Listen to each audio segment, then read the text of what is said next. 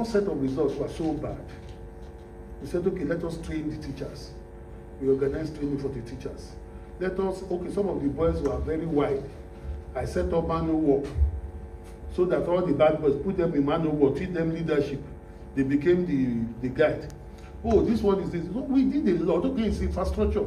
The school is so run down. And I have a lot of my colleagues that will work together on this here. My seniors are here, my juniors are here. One of them is my Aburo, refused to accept is there. My mates are here.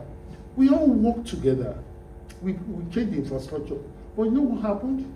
It didn't change the results. So I sat down one day. We were having a meeting and people were tongue lashing the school. The principal must be stupid. How could he not be in our days? In the days of Olayinka, everybody was mentioning his principal.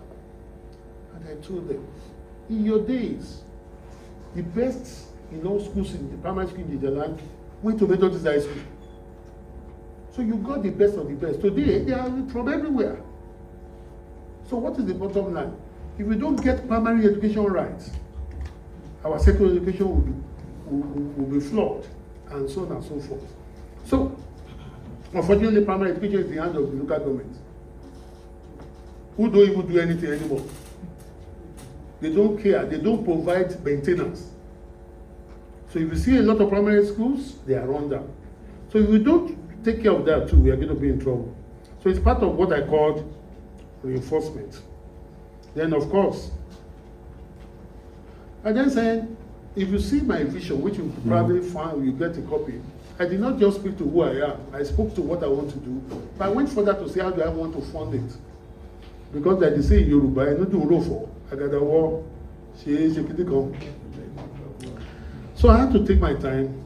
And one of the things I said is that we have to increase the idea, not by making people suffer, but by blocking leakages, using technology, expanding the tax net, but more importantly, creating more opportunities for people to create wealth.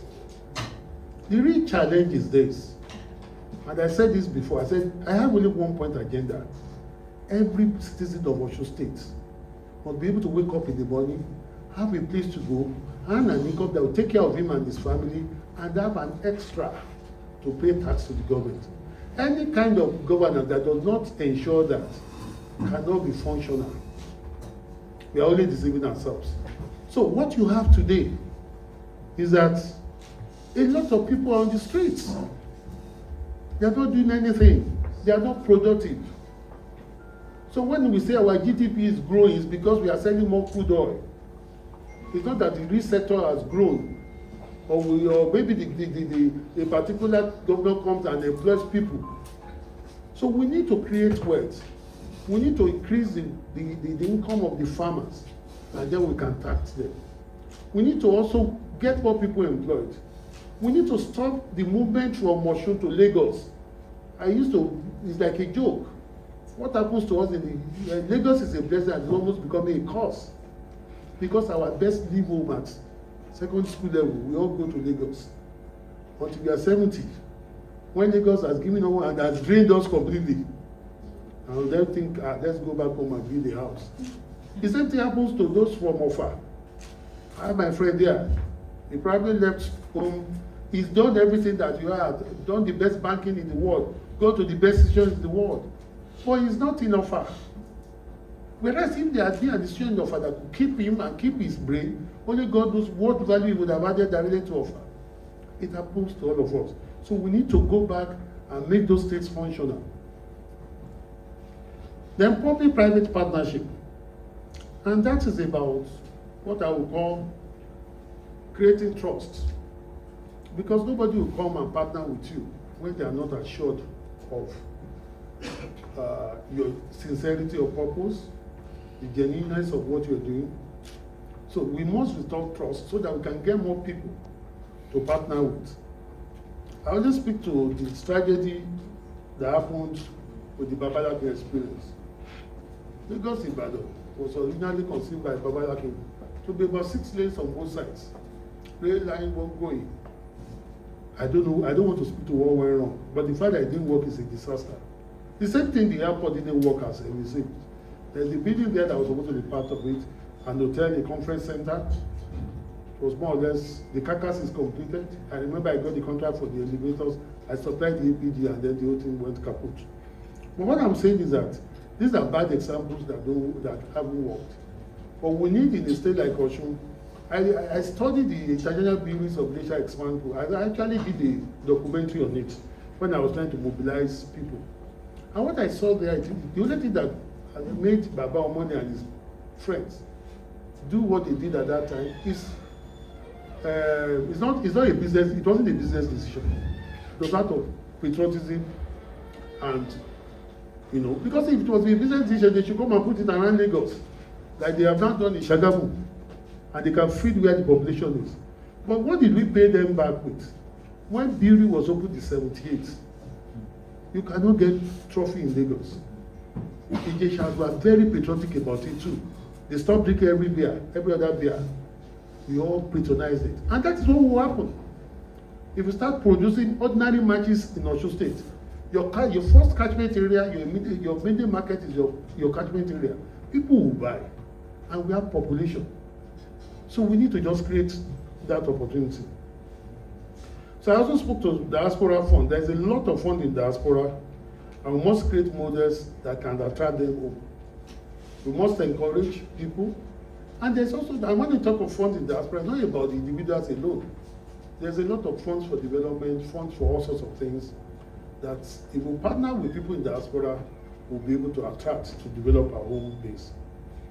Further and multilateral support. We'll bring grant, concessional funding and partnership with proper feasibility studies, not cut and paste.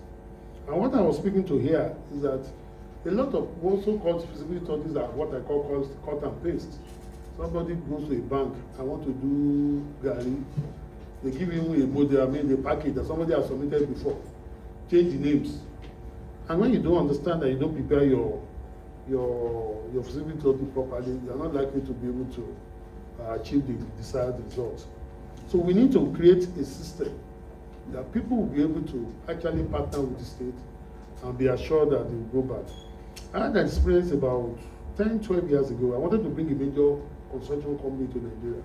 I was going to diversify Casalore, because I felt that the company was growing and the income that is available within the lift industry was not enough for the company. So I wanted to go into construction.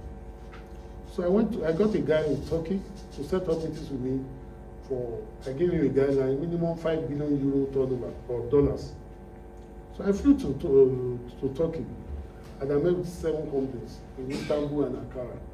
And they all said the same thing. They said they don't want to come to Nigeria. And I said, why? They said the security is not their problem. They are working in Afghanistan, they are working in Iraq, they are working everywhere. They can bring their own army if they need to work in Nigeria. They said, I said, is it bribery? They said, no, corruption is not their problem. All those places are corrupt as well. They will survive. I said, so why don't you want to come? He said, the legal system in Nigeria is not reliable. So for them, they can't go to any country that they are not sure they can get justice and on time. Because the basis of what they do is that they are sure that if something goes wrong, they have a recourse to law.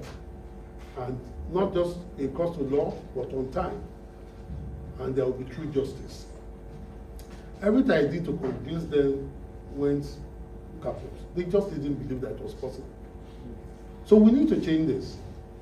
We need to create, and we have very distinguished lawyers or legal minds who can create the kind of agreement that will give.